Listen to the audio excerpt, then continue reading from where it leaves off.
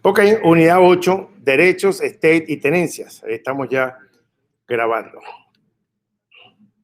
La definición de real property o real estate según el capítulo 475. Real property o real estate significa cualquier interés, derecho sobre la tierra y todo interés sobre propiedades comerciales u oportunidades de negocios. Esto incluye derechos minerales. No incluye lotes de cementerio ni el alquiler de lotes de casas rodantes, mobile homes o vehículos recreativos. ¿Ok?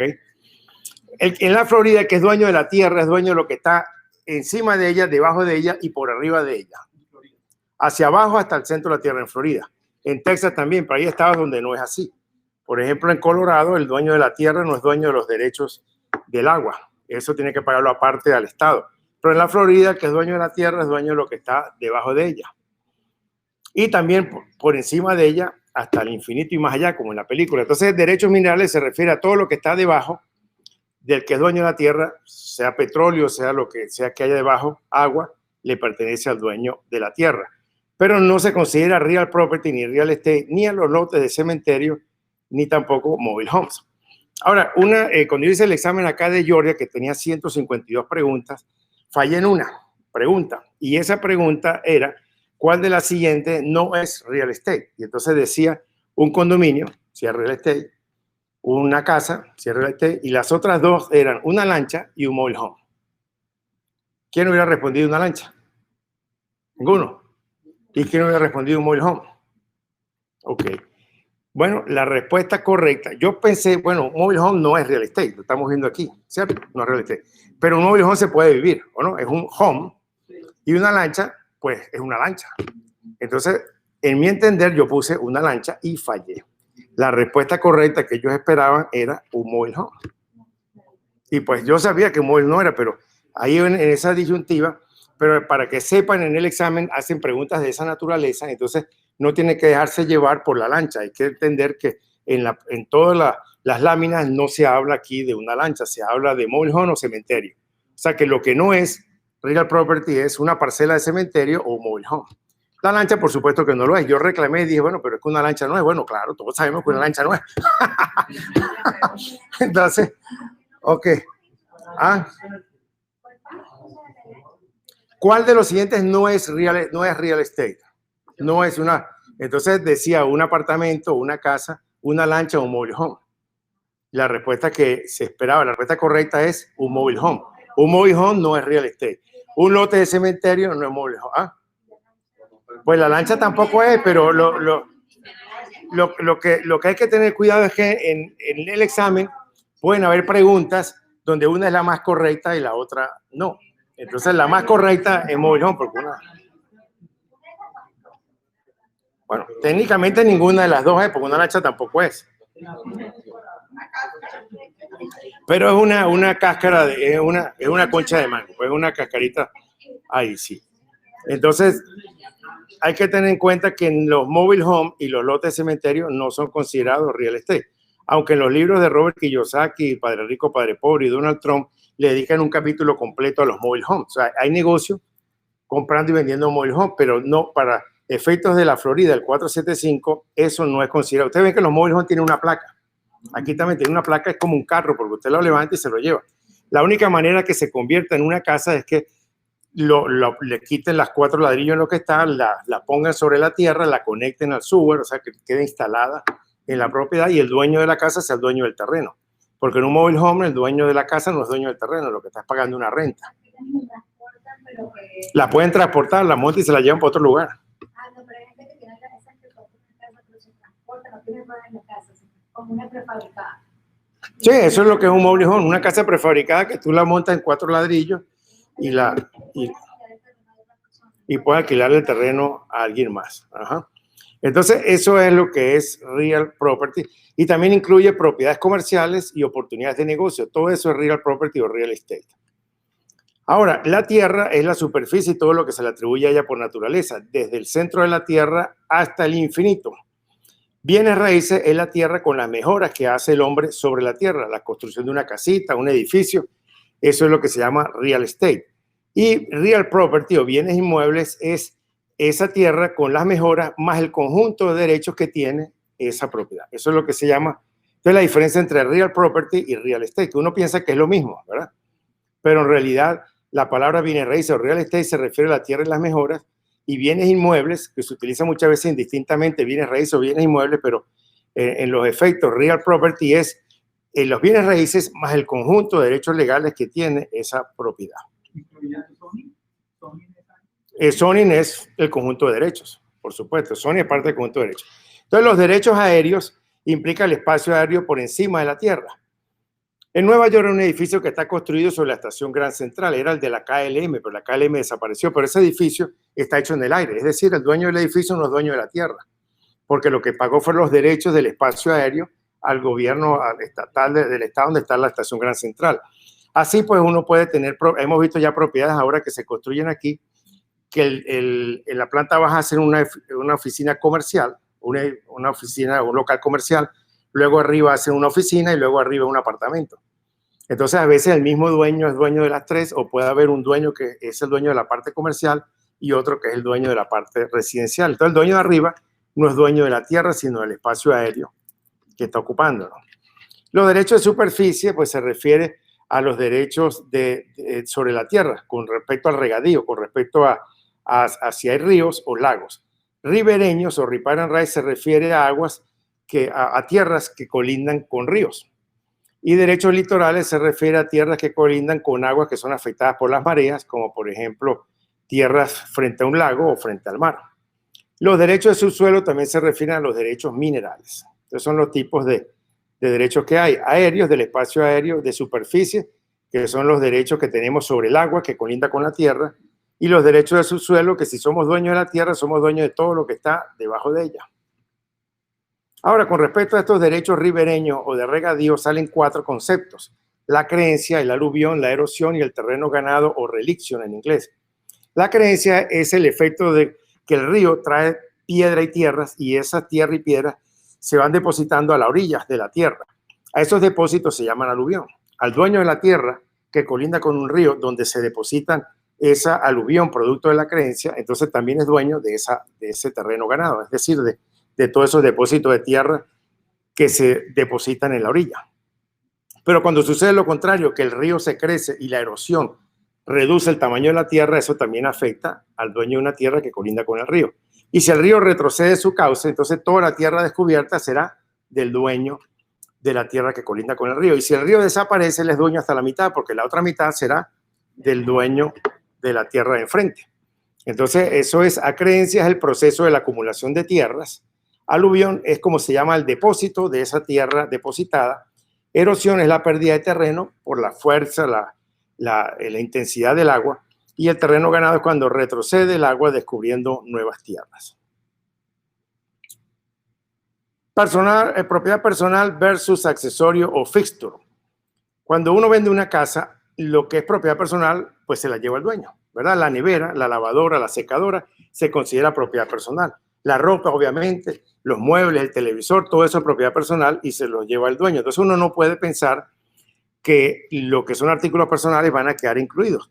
Pero hay que tener mucho cuidado porque hay dueños que se llevan, por ejemplo, una lámpara chandelier que el cliente de uno la vio, cree que se va a quedar y resulta que después que compra la casa, la han quitado y han puesto una lamparita de a peso de Home Depot, ¿verdad?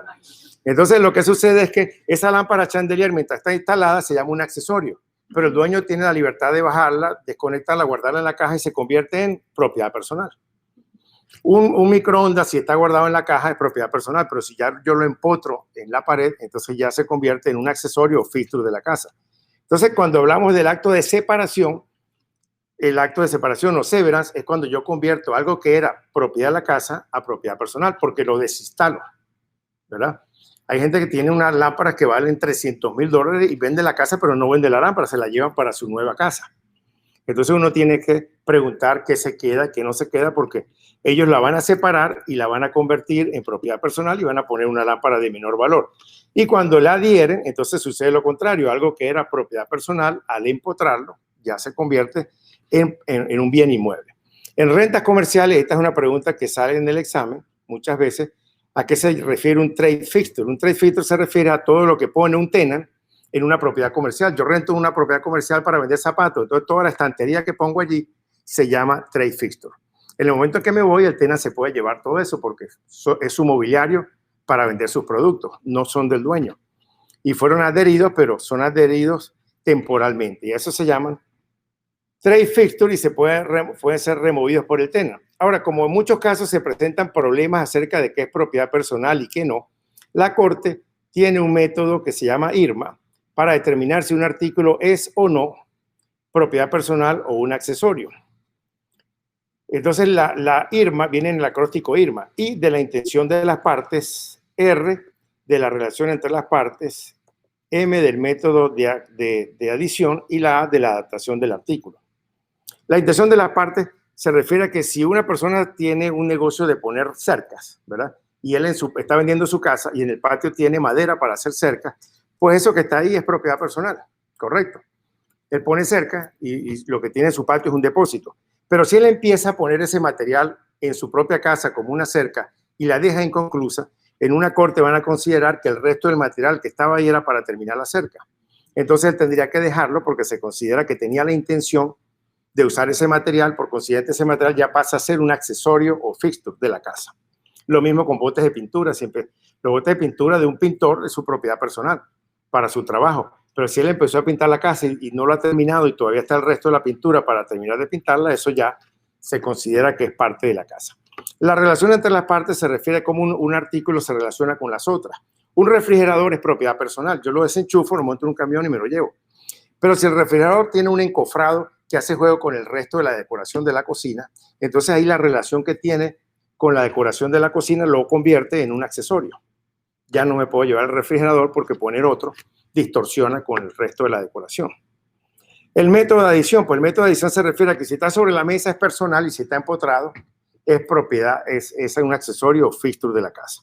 Y la manera en que el artículo está adaptado también. Un televisor puesto sobre una mesa es personal, pero si ya lo empotro en la pared y ya sacarlo de allí significaría tener que romperla, entonces ya se consideraría que eso es un accesorio.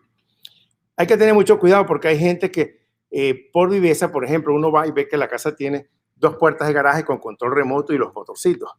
Y el día del cierre llega uno y ya no están los motorcitos. Entonces, no, es que eso era propiedad personal. No, pues estaba instalado. Pero lo desinstalamos. Entonces, para evitar eso, uno tiene que poner en el contrato qué queda y qué no, qué está incluido y qué no está incluido. Porque si uno no colocó en el contrato que los motores de los garajes estaban incluidos, el día del cierre se lleva la sorpresa y cada motor puede costar 500, depende de la calidad del motor, pero puede ser 300, 500, 600 dólares de cada motor de eso. Y eso pasa con frecuencia, pues. También pasa con las lámparas, pasa con muchas cosas. Por eso es que es muy importante en un contrato establecer qué es propiedad personal, qué no. Y si el dueño dice, voy a dejar el juego de comedor, como eso es propiedad personal, hay que ponerlo en un bill of sale, una factura de venta a valor cero, porque los bancos no financian propiedad personal. Entonces yo no puedo, a menos que el dueño haya negociado entre comprador y vendedor que va a pagar ese artículo personal por separado, porque no se puede meter en la deuda del banco, pero si él aceptó que lo va a dejar como parte de la casa sin cobrar nada, hay que poner una lista de todo lo que es propiedad personal, nevera, lavadora, secadora, a valor cero.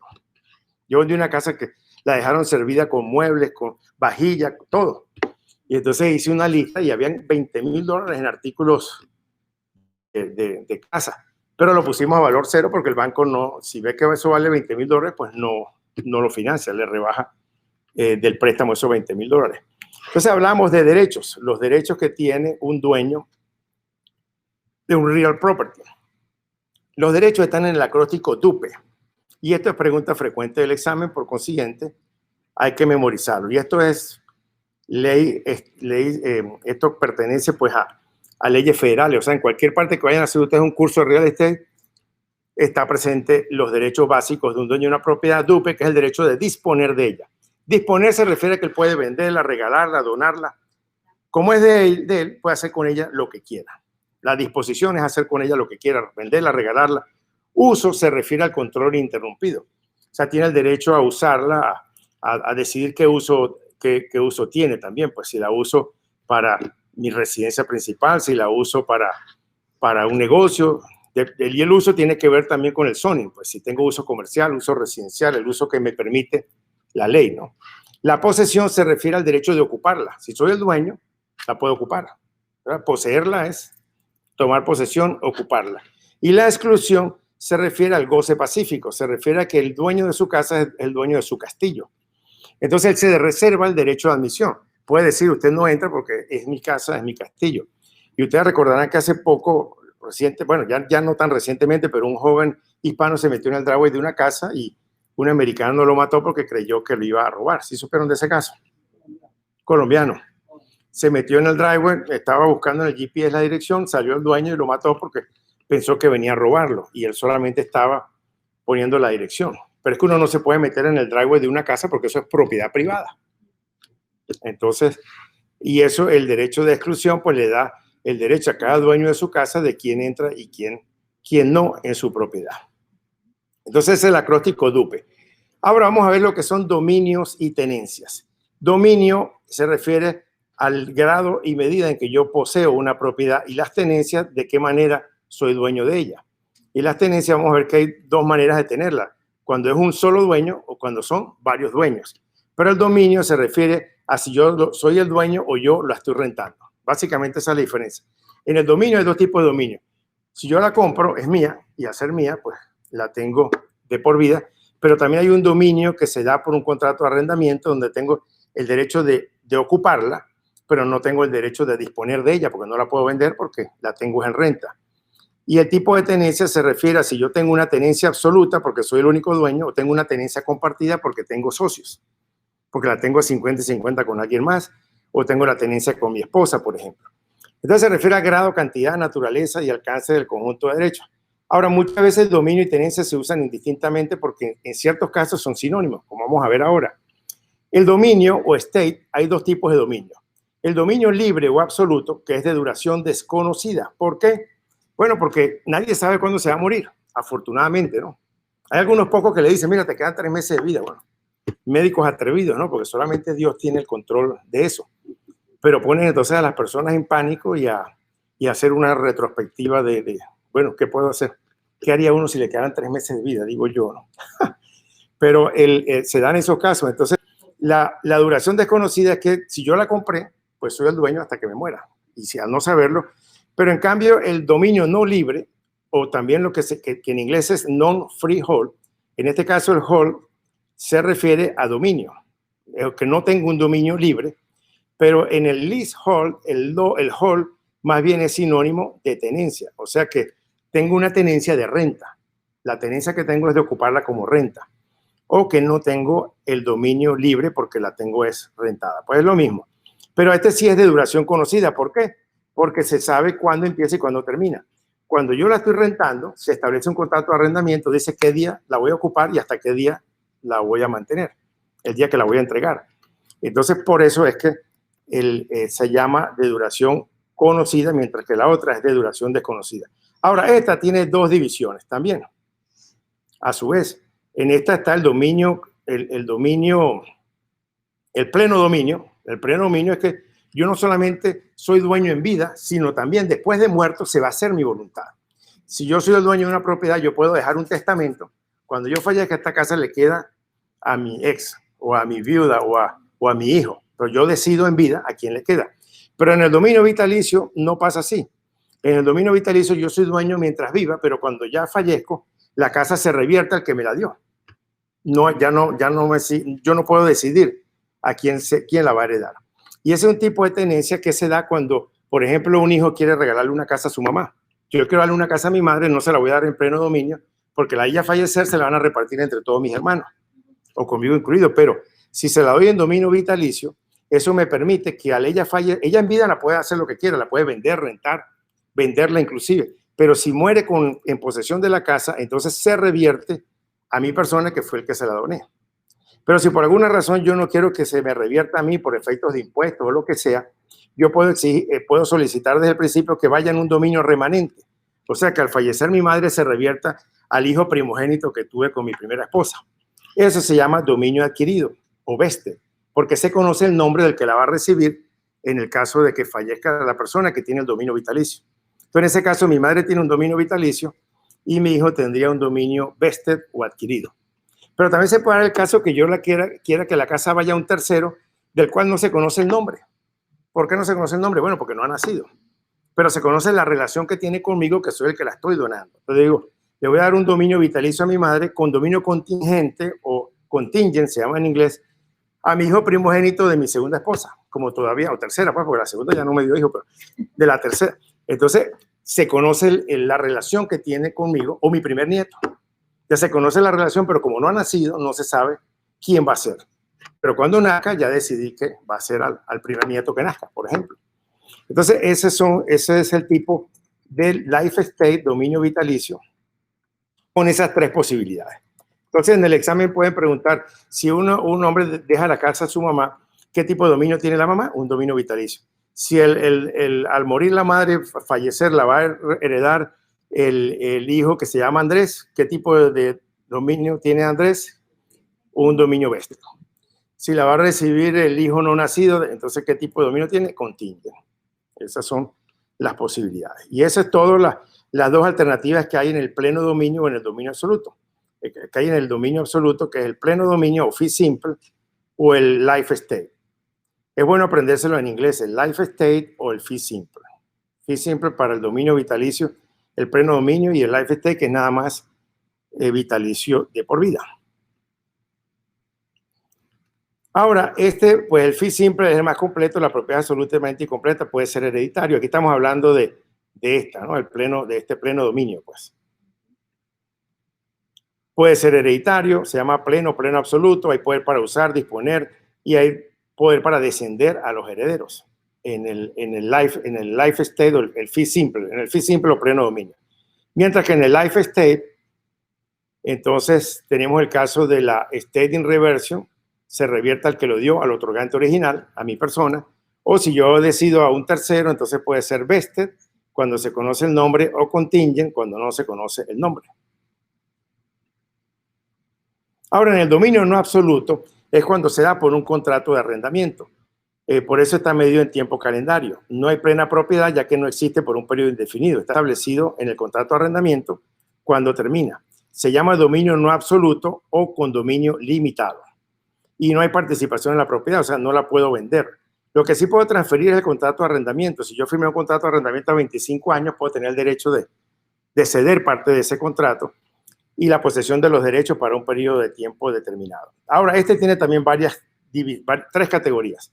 El stay for years. Como el nombre lo dice, el stay for years es por años, pero no hay que confundirse. Si le dicen a uno que la renta es por una semana, también entra dentro de la categoría de stay for years. Si este es un contrato de alquiler donde empieza el 1 de enero y termina el 15 de enero, son 15 días, pero hay una fecha de inicio, una fecha de fin, se llama stay for year, posesión por año o tiempo definido. Porque la clave aquí es que el tiempo está definido. ¿Cuándo comienza? ¿Cuándo termina? Es stay for year. No importa que sea por un mes, 15 días, una semana, eso se llama stay for years. Ahora, cuando se llama stay at will o posesión a voluntad, es porque la renta es mes a mes. No hay un contrato definido de cuándo va a terminar. En el stay at will se sabe cuándo empezó, pero no se sabe cuándo va a terminar. Estamos mes a mes.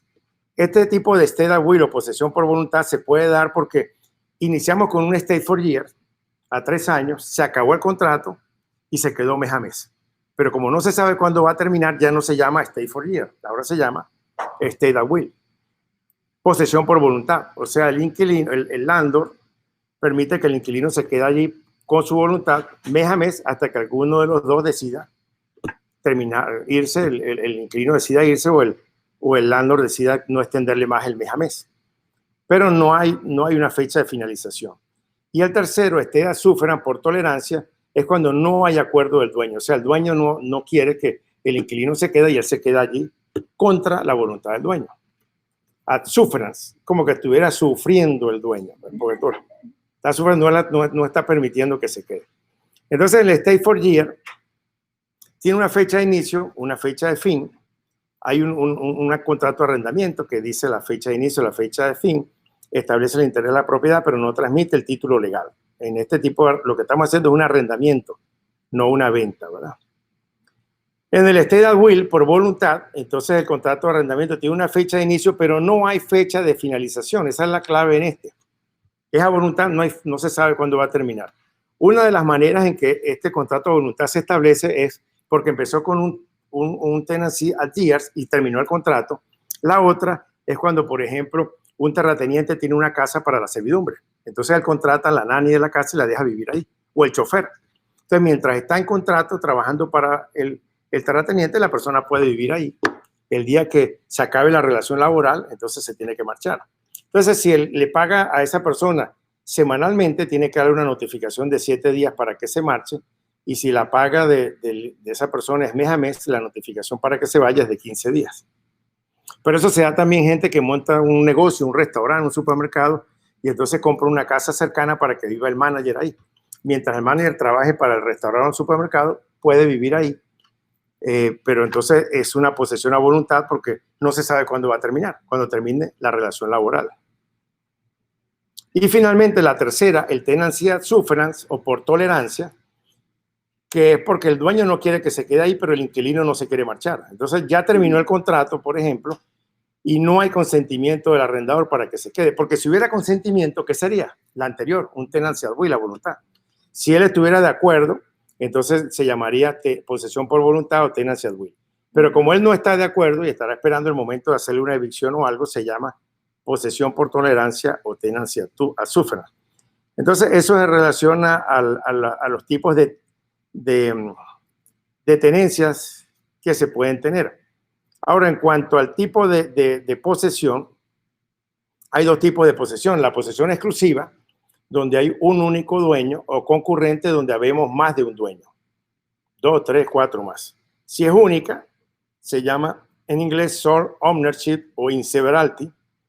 Y si es de más de un dueño, se llama concurrent. Más de un dueño, propiedad concurrente. En ese tipo de propiedades, si es única, pues entonces el dueño es el único dueño, pues no hay nadie más, la propiedad está en manos de una sola persona, ¿verdad? Y entonces él puede disponer de ella. Pero si es concurrente, hay 3 categorías de concurrente. La posesión en común, que es la más común de las posesiones en concurrentes, la posesión conjunta o la posesión conjunta entre cónyuges. Esas son las 3 categorías. En inglés se llaman tenancy in common, tenencia en común, joint tenancy, tenencia conjunta, o tenancy by entirety, que es una tenencia solamente entre marido y mujer. Esta última es solamente entre esposo y esposa. Entonces, tenancy in common es la más común. Como el nombre lo dice, es una tenencia en común. ¿Cómo significa eso? Puede ser 2 o más personas y pueden tener el título al mismo tiempo o en diferentes momentos. O sea, yo puedo comprar el título en tenencia en severalty. Soy solamente el único dueño. Y luego puedo venderle la mitad a otra persona.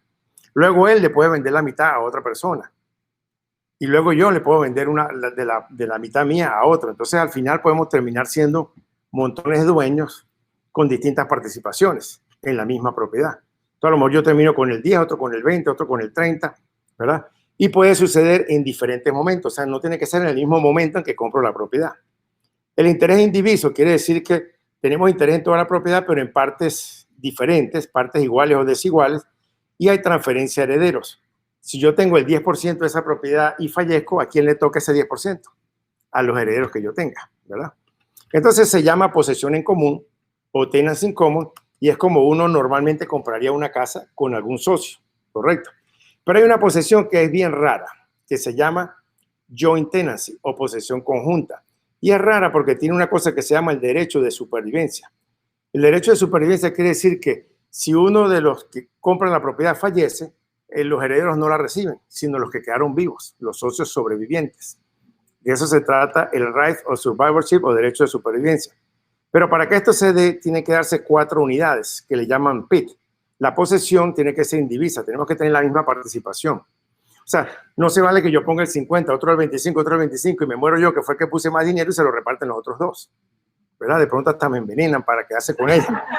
Entonces, no, tiene que ser que todos los 3 hayamos puesto la misma cantidad. Si somos 3, 33, 33 cada uno. Si somos 4, 25 cada uno. Si somos 2, 50 y 50. Y tiene que ser en el mismo momento, en el mismo tiempo. Por eso tiene que estar presente el PIT, la posición, el interés, el título al mismo tiempo. Todo tiene que ser en el mismo momento y con la misma, el interés tiene que ser igual en la propiedad. Entonces, si tiene que repartirse en partes iguales, y ahí la redacción específica en la escritura dice que si uno de los 4 muere, la propiedad se reparte entre los 3 que quedan. Cuando muere otro, se reparte entre los 2, y cuando muere el penúltimo, pues el último se queda con todo. No heredan ninguno de los hijos de los... ¿Para qué es este tipo de posesión conjunta? Este tipo de posesión conjunta es para proteger un bien que va a funcionar como una fábrica, por ejemplo. Si vamos a montar una fábrica, 3 socios, 4 socios, no queremos que si uno de los 3 fallece, le da un infarto en medio de eso, entonces vengan los herederos, mira, yo quiero mi parte, vende la fábrica. Entonces se queda todo el mundo sin empleo, los socios se quedan sin negocio. Entonces se utiliza para comprar propiedades donde se va a montar un negocio para proteger que el negocio no sufra por las consecuencias de que alguno de los socios fallezca. Es la manera. Y esta misma ley de sobrevivencia es la que tiene la tercera, que es el tenancy by entirety, que es entre cónyuges, que aplica lo mismo, pero nada más entre marido y mujer. En el mismo momento en que la Florida un marido y mujer compran una casa, se crea esta tenencia donde el que muere, pues el que queda vivo se queda con toda la propiedad. Y si la casa estaba declarada como por un homestead, que es vivienda de familia, entonces los hijos de la pareja se quedan con un derecho remanente. O sea, la esposa recibe un dominio vitalicio con remanderment en los hijos de la pareja. Pero entonces la propiedad queda protegida, que ningún hijo del marido de otras parejas pueda reclamar nada, porque se adquirió dentro del matrimonio. Entonces es una manera que establece esa protección. Pero es únicamente entre esposo y esposa. Tienen que existir las 4 unidades PID que se compran en el mismo momento, al mismo tiempo, con el mismo interés, la misma división y el título al mismo tiempo. Cuando uno de los cónyuges muere, entonces el interés se transfiere al cónyuge sobreviviente por el derecho de supervivencia. Ahora, si se divorcian, si se convierte en un tenancy in common, 50 y 50 para cada uno, o lo que dictamine un juez, ¿no? La proporción que le quede o se lo repartan. El homestead, bien de familia, es una tenencia legal creada por la ley en la Florida. Otorga derechos, hay derechos otorgados bajo la Constitución de la Florida, y el principal propósito de homestead es proteger el bien de familia. Lo protege de 2 maneras. Uno, que la casa, la propiedad declarada como vivienda de homestead no puede ser embargada por ninguna deuda de tarjetas de crédito, de deudas de malos negocios. Entonces, si la casa es de homestead, no hay ninguna, no se puede perder. Homestead existe en toda la nación. En Georgia también hay homestead, pero no aplica igual. En la Florida, valga lo que valga la casa. Si es homestead, bueno, valga lo que valga la casa, no, porque homestead, la ley establece que no puede ser una casa de más de medio acre dentro de la ciudad o más de 160 acres fuera de la ciudad. Si una mansión de 12 acres dentro de la ciudad no va a ser poder declarada como homestead. Pero una casa dentro de la ciudad de menos de medio acre, de $500,000, sí, viene una deuda en contra de ella, no pueden embargar la casa. Está protegida por homestead. En Georgia no funciona igual, porque en Georgia nada más protege hasta $60,000 del valor de la vivienda, mientras que la Florida protege el 100%, y aparte de que protege toda la vivienda, protege las pertenencias personales dentro de la casa hasta $1,000. O sea, lavadora, secadora, pero propiedades personales hasta $1,000. Y esto protege también a la familia, porque el cónyuge sobreviviente recibe un dominio vitalicio y los descendientes en línea directa, o sea, los hijos de la pareja, reciben un dominio remanente sobre esa propiedad de homestead. Pero para venderla requiere la firma de ambos cónyuges, aunque la esposa no se encuentra en el título. Y la excepción de impuestos es hasta $50,000. O sea, si la casa vale $200,000, no va a pagar impuestos sobre $200,000, sino sobre $150,000. O sea, tiene una exoneración de impuestos de $50,000. Entonces, eso es lo que es el homestead, la protección de vivienda de homestead. El electric share es otra protección que tiene el cónyuge sobreviviente. Si el difunto no le dejó nada a la esposa en el testamento, la ley de la Florida le otorga el 30% de todo el patrimonio. O sea, él no puede desheredarla. Aparte de que le dan todas las viviendas que tengan compradas dentro de la pareja, todas las que hayan sido compradas en tenancy by entirety, también ella goza de todo el 30% del resto del patrimonio que tenga el marido, no incluyendo los bienes de familia, porque la vivienda principal le queda a ella, y cualquier otra propiedad que se haya comprado en posesión conjunta entre los cónyuges también. Solamente del resto no le pueden dejar menos del 30% del patrimonio. Equitable. En la distribución de bienes que resultan de un divorcio se refiere a que deben ser distribuidos equitativamente. Ahora, equitativamente no quiere decir mitad y mitad, ¿verdad? Depende de quién tenga el mejor abogado, usualmente, ¿no? Porque sí, si la mujer tiene los niños, el perro, el gato, entonces el hombre le toca darle más de lo que le queda. Pero todos los activos que fueron declarados fuera del matrimonio, considerados bienes por separado, no entran en esa división conyugal, ¿verdad? Los bienes que los cónyuges posean por separado antes del matrimonio, o los bienes adquiridos durante el matrimonio por herencia o donación. Puede ser que estén casados y él reciba una herencia o una donación, entonces puede comprar ese bien dentro del matrimonio, pero de manera separada. Pero ya lo que se compró dentro del matrimonio hay que dividirlo equitativamente. Y todos los bienes adquiridos durante el matrimonio de forma individual o en conjunto, si se compraron durante el matrimonio, se reparten como bienes matrimoniales. ¿Okay? Acá hay que tener mucho cuidado porque hay gente que hace separación de bienes, pero no la sabe hacer bien. Yo conozco un caso ahora de alguien que hizo separación de bienes, pero cuando él la hizo, contrató un abogado que le hizo firmar a la esposa, que venía de Venezuela, por cierto, y ella firmó la separación de bienes. Y entonces resulta que ahora que se pelearon, pues ella está alegando que ella firmó eso sin saber inglés. Entonces no sabe lo que firmó. Y él cometió el error, y yo no entiendo cómo el abogado de él también, porque los abogados deberían saber eso, que para hacer estas cosas bien, a ella tiene que pagarle él un abogado que la proteja a ella y él un abogado. Si no se hace de esa manera, la separación de bienes no es legal. O sea, ella en este momento ya está rompiendo ese contrato y se va a quedar con la mitad de todo o más. Porque además ahora el hombre se metió en la casa, la golpeó, ella salió con sangre, se lo llevaron preso. O sea que ese pobre americano la va a pasar mal, no sabe con quién se metió. Se metió con una fiera tremenda.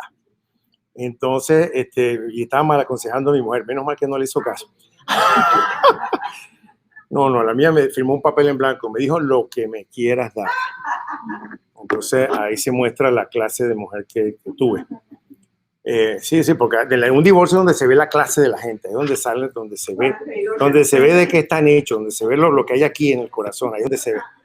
En ese, ahí cuando se divorcia que uno se da cuenta a quién tenía uno. Si yo tenía una gran mujer, una mujer maravillosa, hablaré toda la vida, maravilla, Andrea, porque usted la conoce, porque es una mujer excepcional, pues. Y ahí se nota, pues, la clase. La otra, no, dame la mitad de esto, la mitad de aquello, entonces, pero cuando alguien le dice a uno lo que quieras, eso es nobleza de corazón. Pero hay que tener cuidado con eso porque si no se hace bien la separación de bienes, entonces le va a pasar lo que le va a pasar a este americano que no se asesoró bien. Él tenía que haberle contratado un abogado y pagarle un abogado a ella para que el abogado le dijera a ella sus intereses, se lo dijera en español, toda la cosa, y quedaran las cosas bien hechecitas, cosa que no se hizo así.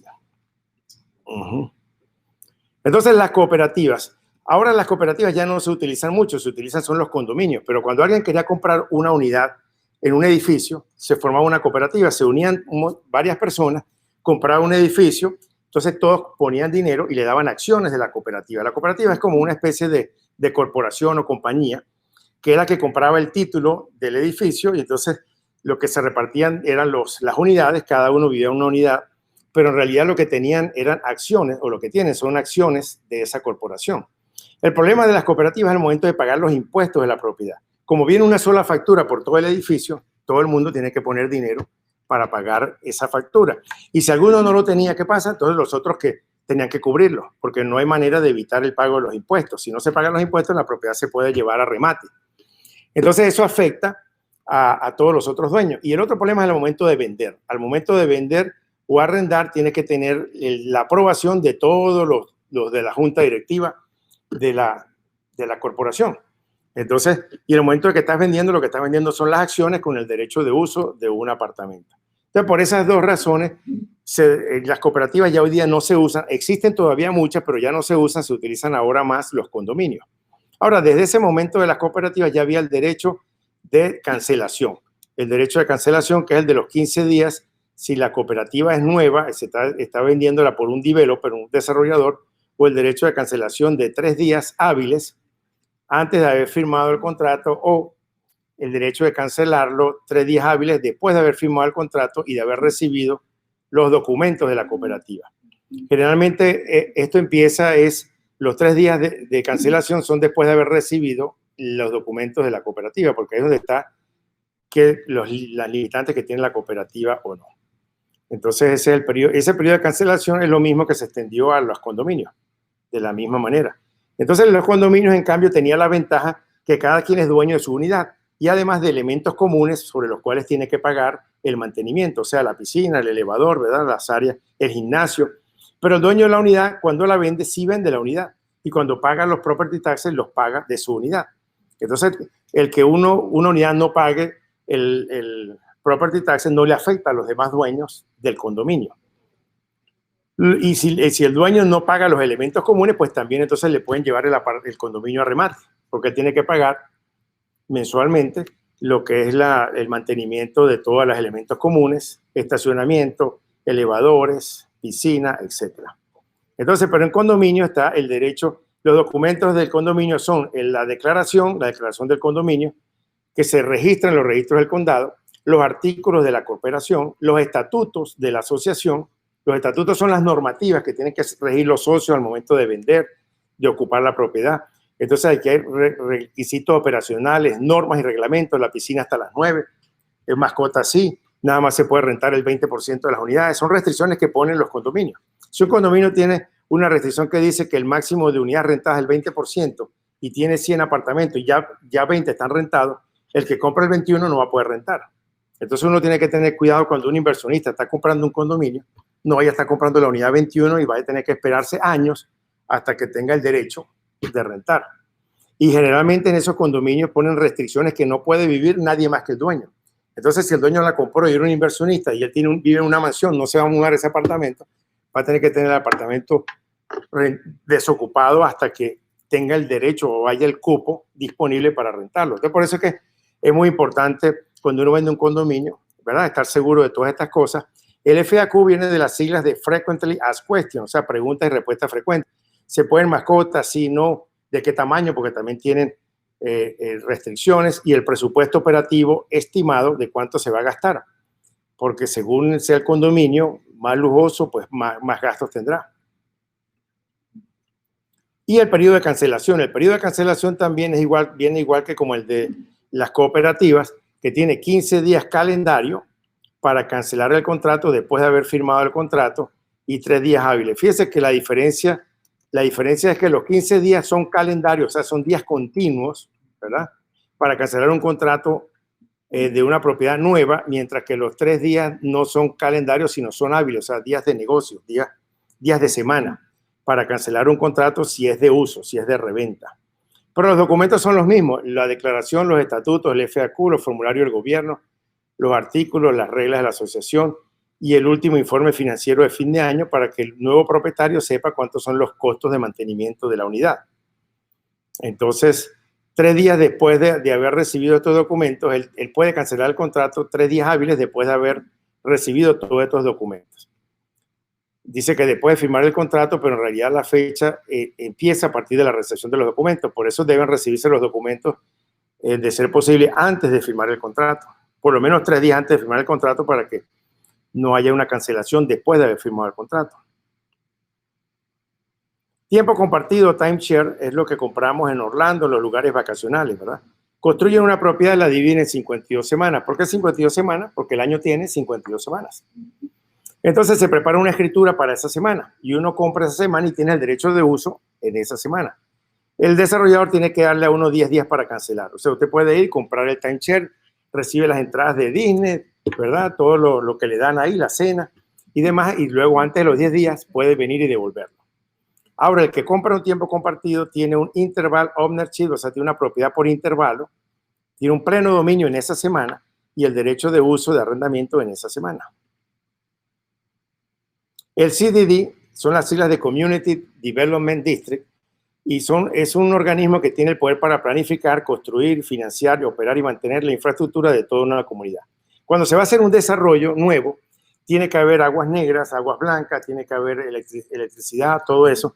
Y el CDD es el que está a cargo de que toda esa infraestructura esté hecha o a la par o antes de que se haga el nuevo desarrollo. Entonces, normalmente un developer nombra un board de 5 supervisores que son elegidos por el dueño de la tierra o el developer, y después de 6 años se las transfieren a los residentes de esa subdivisión y complementan sus responsabilidades al principio con el Homeowner Association.